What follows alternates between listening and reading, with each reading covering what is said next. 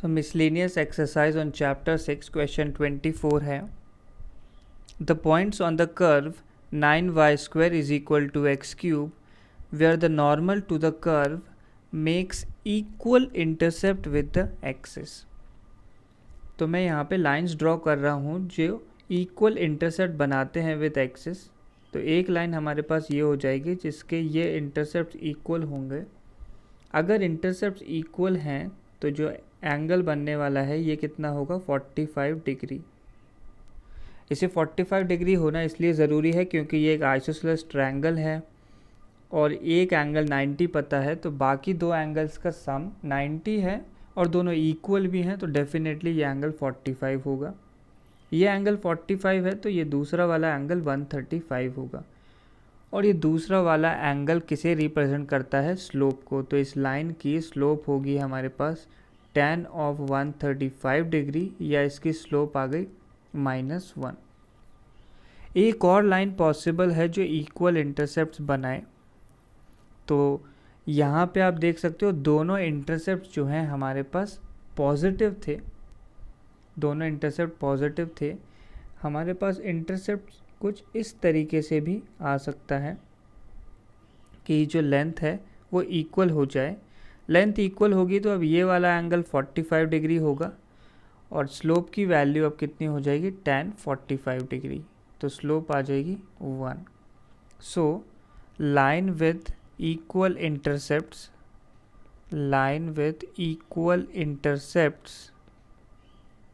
has slope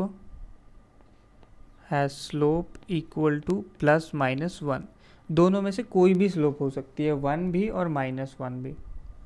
अब question है कि हमें कर्व गिवन है, इसकी normal makes equal intercept with the axis, यानी नॉर्मल की स्लोप +-1 के इक्वल है. तो पहले नॉर्मल की स्लोप निकाल लेते हैं. तो 9y square is equal to X cube curve है.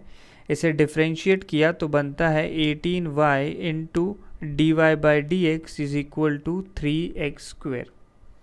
तो यहाँ से dy बाई डी एक्स निकाल सकते हैं. dy बाई डी एक्स बनता है एक्स स्क्वायर अपॉन 6y.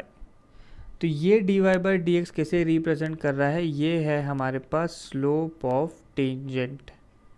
इससे स्लोप ऑफ नॉर्मल निकाली जा सकती है.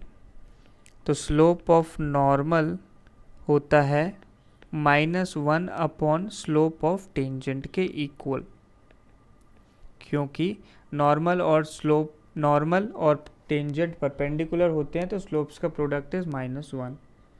तो ये बन जाएगा -1 over x square upon 6y यानी -6y अपॉन एक्स स्क्वायर. ये मिल गया हमें स्लोप ऑफ नॉर्मल. और स्लोप ऑफ नॉर्मल हमने निकाला है कि +-1 के इक्वल होना चाहिए क्योंकि वो इक्वल इंटरसेप्ट्स बनाता है. सो -6y अपॉन एक्स स्क्वायर को हमें +-1 के इक्वल करना होगा. तो यहाँ से हम लिख सकते हैं 6y is equal to +-x square. ये रिलेशन हमारे पास आ गया है.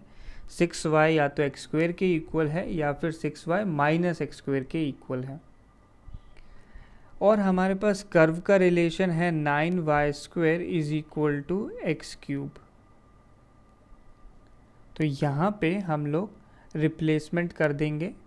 हमें मिला है 6y is equal to +-x square या फिर y is equal to +-x square by 6. तो 9 इंटू +-x स्क्वायर बाय 6 का whole square is equal to X cube आ गया है. तो अब प्लस माइनस लगा हुआ है, इसमें स्क्वायर भी लगा हुआ है, तो प्लस का स्क्वायर प्लस और माइनस का स्क्वायर भी प्लस हो जाएगा. तो कोई प्रॉब्लम ही क्रिएट नहीं हुई है हमारे पास. फाइनल इक्वेशन बनता है 9 into X raise to the power 4 upon 6 का स्क्वायर हो जाएगा 36 और ये वैल्यू आ जाएगी एक्स क्यूब के इक्वल. तो यहाँ से हमारे पास x की वैल्यू आ सकती है सॉल्व करके. तो सिंप्लीफाई किया तो ये बनता है ऐसे एक्स क्यूब से ये 3 पावर कैंसिल आउट हो जाएगी. x की वैल्यू आ जाएगी 36 upon 9 that is equal to 4. तो हमें x की वैल्यू मिल गई है 4। इस x की वैल्यू से हम y की वैल्यू निकाल सकते हैं by simply substituting this in the curve. तो ये रखने पे बनता है 9y² इज इक्वल टू 4 का क्यूब हो जाएगा 64। तो ये बनता है y² इज इक्वल टू 64/9, या y इज इक्वल टू ±8/3 हो जाएगा। सो x कोऑर्डिनेट 4 है, y कोऑर्डिनेट ±8/3। तो फाइनली ये आता है ऑप्शन ए के इक्वल।